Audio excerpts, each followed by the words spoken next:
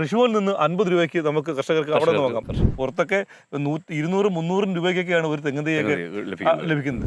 അസുഖങ്ങളില്ല എന്ന് ഉറപ്പുള്ള തേങ്ങ മാത്രമേ സെലക്ട് ചെയ്യാറുള്ളൂ. ഇല സ്പ്ലിറ്റ് ചെയ്യുന്നത് നേരത്തെ സ്പ്ലിറ്റ് ചെയ്ത് വരുന്നത് നല്ല തെങ്ങിന്റെ ലക്ഷണം. ഇവരായിരിക്കും ഏറ്റവും നല്ല പെർഫോമൻസ് കാഴ്ചവെക്കും. അപ്പോൾ ആ ഭാഗങ്ങളിൽ നിന്നും വിത്ത് തേങ്ങ സംഭരിക്കരുതെന്നുള്ള കർശന നിർദ്ദേശം ഡിപ്പാർട്ട്മെന്റിന്റെ ഭാഗത്തു നിന്നുണ്ട്. എന്തായാലും വാങ്ങി വെക്കുന്നത് ഗുണമേന്മയുള്ള ഉറപ്പുള്ള സാധനം തന്നെ തെങ്ങ് തൈയുടെ കാര്യത്തിൽ നമ്മൾ ഉറപ്പുവരുത്തുന്നു. കർഷകർ നേരെ വേറെയുള്ള കൃഷിയിലേക്ക് അങ്ങ് തിരിഞ്ഞു തെങ്ങിനെ ശ്രദ്ധിക്കാത്തൊരവസ്ഥയിൽ വന്നു. സാറേ നമസ്കാരം. അപ്പോൾ നമ്മുടെ നാട്ടിൽ ഒരുപക്ഷെ ഈ തെങ്ങ് കേരവൃക്ഷങ്ങളുടെ നാട് എന്നാണ് അറിയപ്പെടുന്നത്. ഈ തെങ്ങ് കൃഷി അല്ലെങ്കിൽ ഈ തൈകളൊക്കെ നട്ടു വളർത്തുന്നത് എങ്ങനെയാണ്, അതിനെക്കുറിച്ചാണ് സാർ നമ്മളോട് സംസാരിക്കുന്നത്. ഇപ്പം നമ്മൾ ശരിക്കും അതൊരു ബെഡ് ഒരുക്കുമല്ലയോ? അതെ, ബെഡ് ഒരുക്കുകയാണ്. ഇതിൽ നമ്മുടെ ഏകദേശം ഒരു 1.5 അടി ആഴത്തിൽ നമ്മൾ ഏകദേശം ഒരു വളരെ വായുസഞ്ചാരവും ചോലയില്ലാത്തതുമായിട്ടുള്ള സ്ഥലമാണ്. വെയിലടിക്കുന്ന തുറസായ സ്ഥലം ഇതിനു വേണ്ടി തിരഞ്ഞെടുക്കുന്നത്. നല്ല വെയിലും ജലസേചന സൗകര്യം, മണ്ണിന്റെ ഫലഭൂഷ്ഠത ഇതെല്ലാം ഉള്ളൊരു സ്ഥലമാണ് ഇതിനു വേണ്ടി തിരഞ്ഞെടുക്കുന്നത്. തിരഞ്ഞെടുത്തതിന് ശേഷം ഇതിൽ ഏറ്റവും പ്രധാനപ്പെട്ട കാര്യം ഇതിന്റെ വിത്ത് തേങ്ങ തിരഞ്ഞെടുക്കലാണ്. വിത്ത് തേങ്ങ വലിയ കാര്യം. ഇതിനെ സംബന്ധിച്ച് വളരെ ഏറ്റവും പ്രധാനപ്പെട്ട കാര്യം എന്ന് പറഞ്ഞാൽ വിത്ത് തേങ്ങയുടെ തിരഞ്ഞെടുക്കലാണ്. അപ്പോൾ വിത്ത് തേങ്ങ സാധാരണ ഈ ഫാമിലേക്ക് വരുന്നത്, നമ്മുടെ ഫാമുകളിലെല്ലാം വരുന്നത് ഇവിടെ നിന്ന് ഞങ്ങൾ ലോക്കലായിട്ട് കളക്ട് ചെയ്യുകയല്ല. അല്ല, തൊട്ടിൽപ്പാലത്ത് നിന്ന്, കോഴിക്കോട് തൊട്ടിൽപ്പാലം, കുറ്റ്യാടി ഭാഗങ്ങളിൽ നിന്ന് കൃഷി വകുപ്പ് തന്നെ ശേഖരിച്ച് തരുന്ന ഇവിടെ എത്തിക്കുന്ന തേങ്ങയാണ്. ഇത് കുറ്റ്യാടി നമ്മുടെ ലോക്കലാണ്. WCT എന്ന് പറയുന്ന വെസ്റ്റ് കോസ്റ്റ് ടാൾ എന്ന് പറയുന്ന വിഭാഗത്തിൽപ്പെട്ട തേങ്ങയാണ് കൂടുതലും പൊക്കം വയ്ക്കുന്ന. പശ്ചിമതീര നെടിയൻ എന്ന് പറയുന്ന ആ ഒരു വിഭാഗത്തിൽപ്പെട്ട തേങ്ങയാണ് ഏറ്റവും കൂടുതൽ ഇവിടെ മുളപ്പിക്കാനായിട്ട് വരാറുള്ളത്. കുള്ളം തെങ്ങുകൾ വരാറുണ്ട്. കുള്ളം തെങ്ങുകൾ DNTT എന്ന് പറയുന്ന ഒരു പ്രോസസ് ഉണ്ട്. ഇതിനിടയിൽ ഈ നമ്മുടെ ഈ കുള്ളനും ഹൈറ്റ് ഉള്ളതുമായിട്ട് മിക്സ് ചെയ്തിട്ടുള്ളൊരു പ്രോസസ് ഉണ്ട്. അത് പക്ഷേ ഞങ്ങൾക്ക് കൂടുതലും അങ്ങനെ തരാറില്ല. അത് തെങ്ങുകൾക്ക് മാത്രമായിട്ട് നഴ്സറി ഉണ്ട്. ഉണ്ട് കരുനാഗപ്പള്ളിയിൽ നഴ്സറി ഉണ്ട്, തിരുവനന്തപുരം ജില്ലയിൽ നഴ്സറികളുണ്ട്. അപ്പോൾ അവിടെയാണ് കൂടുതലും അങ്ങനെയുള്ള പോളിനേഷൻ നടത്തിയുള്ള തെങ്ങുകൾ, നമ്മുടെ ആർട്ടിഫിഷ്യലായിട്ട് പോളിനേഷൻ നടത്തിയുള്ള തെങ്ങ് തൈകൾ ഉൽപ്പാദിപ്പിക്കാനായിട്ട് സാധാരണ ആ ഫാമുകളിലാണ് തിരഞ്ഞെടുക്കുന്നത്. അസുഖബാധിത പ്രദേശങ്ങൾ എന്ന് പറഞ്ഞിട്ട് ഐഡന്റിഫൈ ചെയ്ത സ്ഥലങ്ങളുണ്ട്. കാറ്റുവീഴ്ച പോലുള്ള രോഗങ്ങൾ, നമുക്ക് വളരെ കുറച്ച് പ്രതിവിധികൾ മാത്രം കണ്ടുപിടിച്ചിട്ടുള്ള അസുഖങ്ങളുണ്ട്. നമുക്ക് നിയന്ത്രണ വിധേയമല്ലാത്ത രോഗങ്ങളുണ്ട് തെങ്ങുകളെ സംബന്ധിച്ച്. അപ്പോൾ ആ ഭാഗങ്ങളിൽ നിന്നും വിത്ത് തേങ്ങ സംഭരിക്കരുതെന്നുള്ള കർശന നിർദ്ദേശം ഡിപ്പാർട്ട്മെന്റിന്റെ ഭാഗത്തു നിന്നുണ്ട്. ആ ഭാഗത്തുനിന്ന് ശേഖരിക്കാറില്ല. അപ്പോൾ അത് ഡിപ്പാർട്ട്മെന്റ് തന്നെയാണ് അതിന് ഉതകുന്ന സംവിധാനത്തിലൂടെ ഇത് കളക്ട് ചെയ്ത് തരുന്നത്. അപ്പോൾ ഇത് കോഴിക്കോട് ജില്ലയിൽ നിന്നാണ് ഇപ്പോൾ ഏറ്റവും കൂടുതൽ വിത്ത് തേങ്ങ സംഭരിക്കുന്നത്. അസുഖബാധിത പ്രദേശമല്ലാത്ത ഭാഗങ്ങളിൽ നിന്നാണ് വിത്ത് തേങ്ങ സംഭരിക്കുന്നത്. ഞാൻ ചോദിച്ചത് ഈ അടത്തി നേരെ താഴെ മാതൃവൃക്ഷം തിരഞ്ഞെടുക്കുന്നു. ആദ്യമായിട്ട് അത് ഡിപ്പാർട്ട്മെന്റ് സ്റ്റാഫ് തന്നെ അതിന് ക്വാളിഫൈഡ് ആയിട്ടുള്ള ആൾക്കാർ പോയി മാതൃവൃക്ഷം തിരഞ്ഞെടുത്ത് നമ്പർ കൊടുക്കുന്നു. അത് കഴിഞ്ഞ് അതിന്റെ ഉടമസ്ഥന്റെ, സർക്കാർ ഫാമുകളിൽ നിന്നല്ല, പുറത്ത് കർഷകരുടെ ഇടയിൽ പോയിട്ടാണ് ഇത് തെങ്ങ് ഐഡന്റിഫൈ ചെയ്ത് അതിന്റെ ഇനത്തെ സംബന്ധിച്ചുള്ള വിവരങ്ങളും അതിന്റെ ബാക്കിയുള്ള ഗുണനിലവാരങ്ങളും എല്ലാം പഠിച്ചതിന് ശേഷം തെങ്ങുകൾ നമ്മളെ വിത്ത് തേങ്ങ സംഭരിക്കുന്നതിനായിട്ട് മാർക്ക് ചെയ്ത് അതിൽ നിന്ന് വിളവെടുക്കുന്നതിന് വേണ്ടി ആ തെങ്ങിനെ പറ്റി ഒരു സ്റ്റഡി നടത്തിയതിനു ശേഷം അതിൽ നിന്ന് വിളവെടുക്കുന്നതിന് ഭാഗമാകുന്ന തേങ്ങ ആളെ ഉപയോഗിച്ച് മുകളിൽ കയറ്റി തേങ്ങ അടർത്തിയതിന് ശേഷം അത് കെട്ടിയിറക്കുകയാണ് ചെയ്യുന്നത്. തറയിലിടുകയല്ല. അതിൻ്റെ അകത്തുള്ള ഭ്രൂണത്തിന് നാശനഷ്ടം സംഭവിക്കാതിരിക്കാൻ വേണ്ടി മൊത്തം കെട്ടിയിറക്കുകയാണ് ചെയ്യുന്നത്. ഒരു വലിയ ഒരു പ്രോസസ്സാണ് നടക്കുന്നത്. അത്രയ്ക്ക് അധ്വാനം കൂടുതലാണ്. അതുപോലെ ഈ കർഷകർക്കും നമുക്ക് പുറത്ത് 50 രൂപയ്ക്ക് താഴെ തേങ്ങയ്ക്ക് വിലയുള്ളപ്പോഴും അവർക്ക് വളരെ മാന്യമായ വില കൊടുത്താണ് എടുക്കുന്നത്. ശരിക്കും എൻ്റെ ഓർമ്മ ശരിയാണെങ്കിൽ 70 രൂപയ്ക്ക് മുകളിൽ വില കൊടുക്കുന്നുണ്ട് ഒരു തേങ്ങയ്ക്ക്, ഒരു വിത്ത് തേങ്ങയ്ക്ക് സംഭരിക്കുന്ന സമയത്ത് കൊടുക്കാറുണ്ട്. ആ തേങ്ങ വാഹനത്തിൽ കയറ്റി വാഹന വാടകയും കൊടുത്ത് ഇവിടെ തിരുവനന്തപുരം ജില്ല വരെ എത്തിക്കുന്നുണ്ട്. കൊല്ലം ജില്ലയിൽ തരുന്നുണ്ട്.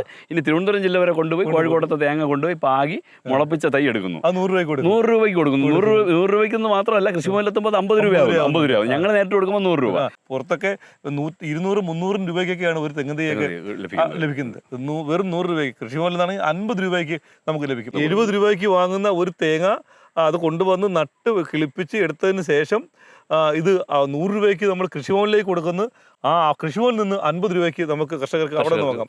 പക്ഷേ കൃഷിഭവനിൽ ഇല്ല, ഡയറക്റ്റ് ആണ് വേണ്ടെങ്കിൽ ഇവിടെ വന്നാൽ ഇവിടെ നമുക്ക് ഈ കൃഷിഭവന് കൊടുത്തതിന് ശേഷമുള്ള അളവ് മാത്രമേ ഇവിടെ നിന്നും കൊടുക്കത്തുള്ളൂ. കാര്യം എല്ലാ ഏരിയകളിലും ഈക്വലായിട്ട് എത്തുന്നതിന് വേണ്ടി നമ്മുടെ ഇവിടെ നിന്നുള്ള നേരിട്ടുള്ള വിതരണം കൃഷിഭവനുകളിലാണ്. അത് കഴിഞ്ഞ് അവരുടെ ടാർഗറ്റ് അച്ചീവ് ചെയ്തതിനു ശേഷമാണ് മിച്ചമുള്ള സാധനം ഞങ്ങളിവിടെ നേരിട്ട് കൊടുക്കും. അവിടെയും ഈ സർക്കാരിന് ഏതാണ്ട് 30 രൂപ 20 രൂപ നഷ്ടം അല്ലേ? നഷ്ടം. അത് തേങ്ങയുടെ വില വെച്ച് നോക്കുമ്പോൾ ഇനി വേറൊരു വലിയ നഷ്ടം കൂടെ വരുന്നുണ്ട്. ഈ തേങ്ങ നമ്മൾ വാഹനത്തിൽ കയറ്റിയ ചാർജ് നമ്മൾ കൂട്ടിയിട്ടില്ല. ഇവിടെ എത്തിയ സാധനം നമ്മൾ ഒരു ബെഡിൽ നമ്മൾ ഒരു 2 തേങ്ങകൾ തമ്മിൽ 1 അടി വലിപ്പം നമ്മൾ ഏകദേശം കീപ്പ് ചെയ്യാറുണ്ട്. ആ രീതിക്ക് ബെഡ് എടുത്ത് അതിലേക്ക് പാകിയിട്ട് 2 തേങ്ങകൾ തമ്മിലാണ് ഞാൻ പറഞ്ഞ ഒരടി അകലം. അപ്പോൾ ഒരു 1 മീറ്റർ കൂടുതൽ വലിപ്പമുള്ള ഒരു 4 അടി 5 അടിയോളം വലിപ്പമുള്ള ബെഡുകളായിട്ട് എടുക്കും. ഈ കാണുന്ന ബെഡ് എത്ര താഴ്ചയുണ്ട്? ഒരു 1.5 അടി താഴത്തിൽ കളച്ച് 1.5 അടി ആഴത്തിൽ കളച്ച് നമ്മൾ ആദ്യമേ കുമ്മായമൊക്കെ ഇട്ട് ഒരാഴ്ച വെയിറ്റ് ചെയ്തതിന് ശേഷമാണ് ഇതിലേക്ക് പാകുന്നത്. കുമ്മായം വളം കൊടുക്കാറുണ്ട്. ഓരോ സാഹചര്യത്തിനനുസരിച്ച് വളക്കൂറില്ലാത്ത മണ്ണാണെങ്കിൽ. അപ്പൊ നമ്മളിത് പിന്നെ ബെഡാക്കി കുഴി എടുക്കുന്നില്ലയോ? ആദ്യം കിളച്ചൊരുക്കി ഒരു ബെഡ് വലുപ്പത്തിലേക്ക് ബെഡാക്കി എടുക്കുന്നു. ബെഡാക്കി എടുത്തിട്ട് ഇതിൽ ചാലുകൾ പോലെ കയറുന്നു. ഒരു 5 വരി ചാല് കയറും. അപ്പൊ ഒരു ബെഡിൽ നമ്മുടെ കണക്കെന്ന് പറയുന്നത് 100 തേങ്ങയാണ് ഒരു ബെഡിൽ പാകേണ്ടത്. അതെ, 100 തേങ്ങ ഇതിൽ പാകിയിട്ടുണ്ട്. 4 തേങ്ങ വീതിയിലും 25 തേങ്ങ നീളത്തിൽ പാകുന്നു. അല്ലെങ്കിൽ നമ്മൾ 5ഉം 20ഉമായിട്ട് അത് എങ്ങനെയായാലും 100 തേങ്ങയാണ് ഒരു ബെഡിൽ ശരാശരിയായിട്ട് പാകാറുള്ളത്. കുമ്മായം ആദ്യമേ നില ഒരുക്കുന്ന സമയത്ത് തന്നെ കുമ്മായം ഇട്ട് ഒരാഴ്ച മുതൽ 15 ദിവസം വരെ നമ്മൾ വെയിറ്റ് ചെയ്യും. അതുപോലെ വിത്ത് തേങ്ങ സംഭരിക്കുന്നതിലും കുറച്ച് കണക്കുകളുണ്ട്. അത് നമ്മളിപ്പോൾ തെങ്ങിനെ ഒബ്സർവ് ചെയ്യുമെന്ന് പറഞ്ഞല്ലോ. അപ്പോൾ അതിലെ തേങ്ങ മിനിമം ഒരു 150 ഗ്രാമെങ്കിലും കൊപ്രയാക്കിയാൽ കിട്ടുന്നതായിരിക്കണം. ഒരു തേങ്ങ 600 ഗ്രാം വരെ തേങ്ങയ്ക്ക് വലിപ്പം ഉണ്ടാവണം. പിന്നെ ഷേപ്പിനെ സംബന്ധിച്ച ഒബ്ലോങ് ഷേപ്പ് ആയിരിക്കണം. തെങ്ങിന്റെ കുറെ ഗുണഗണങ്ങൾ പറയുന്നുണ്ട്. അസുഖങ്ങളൊന്നും ഉള്ളതാവരുത്. പിന്നെ ഓല ഒടിയുന്നതോ അല്ലെങ്കിൽ ഈ തേങ്ങ കൊലയ്ക്ക് ബലമില്ലാത്തതോ കൊല പിടിക്കുന്ന തണ്ടിന് ബലമില്ലാത്തതോ ഒന്നും ആകരുത് എന്നുള്ള ലക്ഷണമൊത്ത ഒരു തെങ്ങിൽ നിന്ന് മാത്രമേ വിത്ത് തേങ്ങ സംഭരിക്കത്തുള്ളൂ. അതെ. അപ്പോൾ ഈ നമ്മൾ ഈ പറഞ്ഞ പോലെ ഈ ഒബ്സർവേഷൻ നടത്തി ഈ ഒരു 6-7 മാസം ഇങ്ങനെ ഇതിലെ മുളയ്ക്കുന്ന കാര്യങ്ങളെല്ലാം നമ്മൾ നോട്ടീസ് ചെയ്യും. അത് കഴിഞ്ഞ് ഇതിനിടയ്ക്ക് സമയത്ത് കൊടുക്കേണ്ട കളയെടുക്കൽ കാര്യങ്ങളെല്ലാം നടത്തും. അപ്പോൾ വേനൽ കൂടുതലാണെങ്കിൽ ഒരു പൊതയിടും. ആദ്യകാലങ്ങളിലൊക്കെ ഒരു പൊതയിടും.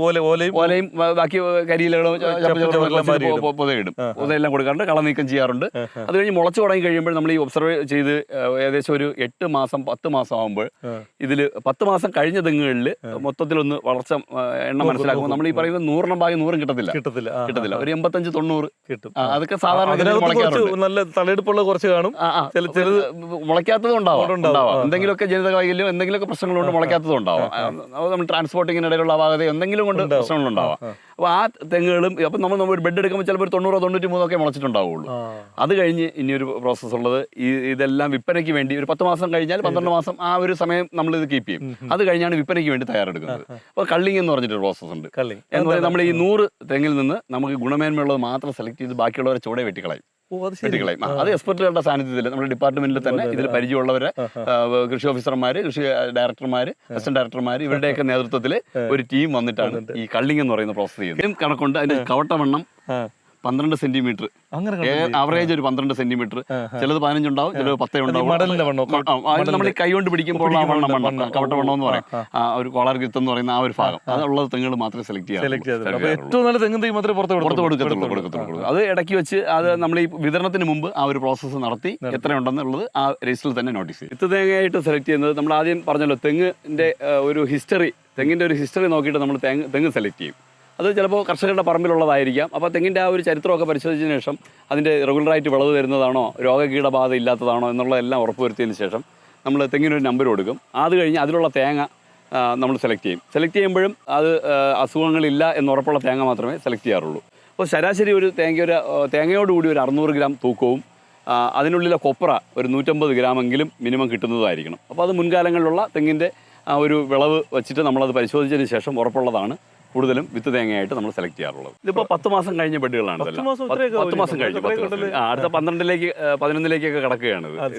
സാറ് പറഞ്ഞില്ല ഇതിന്റെ ഈ കണ ഇതിന്റെ വലിപ്പമൊക്കെ നോക്കുന്നു പറഞ്ഞില്ലോ. അതെങ്ങനെ നമ്മുടെ ഈ പ്രഷർക്ക് വേണ്ടി അതൊന്ന് കാണിച്ചു തരും. ഇപ്പൊ ഈ തെങ്ങിന് ഇത് ചെയ്യാലോ. ഇത് ശരിക്കും നമ്മൾ കള്ളിങ് കഴിയാത്ത ഒരു ബെഡാണ്.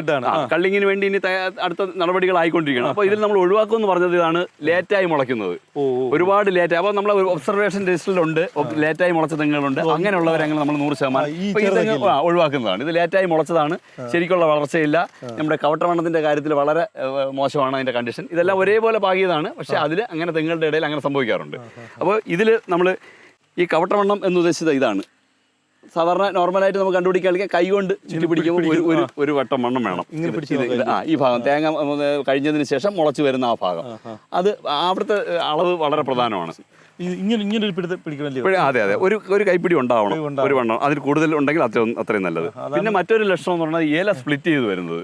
ഇതുപോലെ ഇല നേരത്തെ സ്പ്ലിറ്റ് ചെയ്ത് വരണം. അതുകൊണ്ട് ഇതുപോലെ ഇല ഇല സ്പ്ലിറ്റ് ചെയ്യുന്നത് നേരത്തെ സ്പ്ലിറ്റ് ചെയ്ത് വരുന്നത് നല്ല തെങ്ങിന്റെ ലക്ഷണമാണ്. ഈ ഓല ഈ ഓല ഇങ്ങനെ ഓല സ്പ്ലിറ്റ് ആയി വരുന്നത് അത് നല്ല ലക്ഷണമാണ്.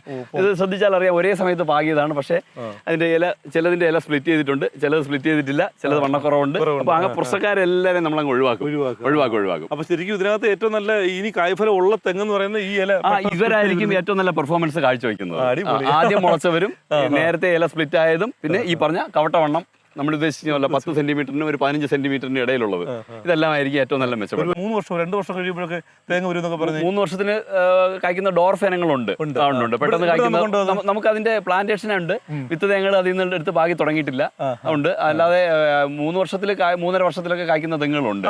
ആ തെങ്ങിനൊക്കെ എത്ര വർഷം ആയുസ് കാണും? ആയുസ് കുറവാണ്, ഒരു 25 വർഷം 20 വർഷമൊക്കെ നല്ല പെർഫോമൻസ് കാഴ്ചവെക്കുള്ളൂ. ഒരു മനുഷ്യന്റെ ആയുസിൽ മുമ്പോട്ടുണ്ടാവും. അത് മാത്രമല്ല തെങ്ങിൻ തൈയുടെ കാര്യത്തിൽ ഗുണമേന്മ ഉറപ്പായിട്ടും വരുത്തണമെന്ന് പറയുന്ന കാര്യം, തെങ്ങിൻ തൈ ഒരു മനുഷ്യനോട് ആയുസുള്ള ഒരു സാധനമാണ്. അതിനെ നമ്മൾ എപ്പോഴും അല്ലേ തുടക്കത്തിൽ കാണിക്കുന്ന ഒരു പാളിച്ച് നമ്മളെ ജീവിതകാലം മൊത്തം അതിൽ പിന്തുടരേണ്ടി വരും. അപ്പോൾ എന്തായാലും വാങ്ങി വെക്കുന്നത് ഗുണമേന്മയുള്ള ഉറപ്പുള്ള സാധനം തന്നെ തെങ്ങിൻ തൈയുടെ കാര്യത്തിൽ നമ്മൾ ഉറപ്പുവരുത്തണം. നമ്മുടെ കേരളത്തെ സംബന്ധിച്ച് തെങ്ങ് കൃഷി കുറച്ച് പുറകോട്ട് പോകാനായിട്ട് കാര്യം ഇടയ്ക്കൊരു സീസൺ കുറച്ച് വർഷം മുന്നെയാണ് ഒരു മഞ്ഞളിപ്പ് രോഗം കൂടി. അതിന് മുന്നേ സംഭവിച്ചത് വിലയിൽ കുറച്ച് കുറവ് വന്ന സമയത്തും റബ്ബറിലോട്ടുള്ള താല്പര്യം കൊണ്ടും കർഷകർ നേരെ വേറെയുള്ള കൃഷിയിലേക്ക് അങ്ങ് തിരിഞ്ഞു, തെങ്ങിനെ ശ്രദ്ധിക്കാത്തൊരവസ്ഥയിൽ വന്നു. അതോടുകൂടി നമ്മുടെ ഈ കേരളത്തിലെ തേങ്ങ ഉത്പാദനം വളരെ കുറഞ്ഞത് മാത്രമല്ല വെളിച്ചെണ്ണയുടെ ഉത്പാദനത്തിലും എല്ലാത്തിനും ബാധിച്ചു. അപ്പം നമ്മൾ അതെ നമ്മൾ പുറകോട്ട് പോയി.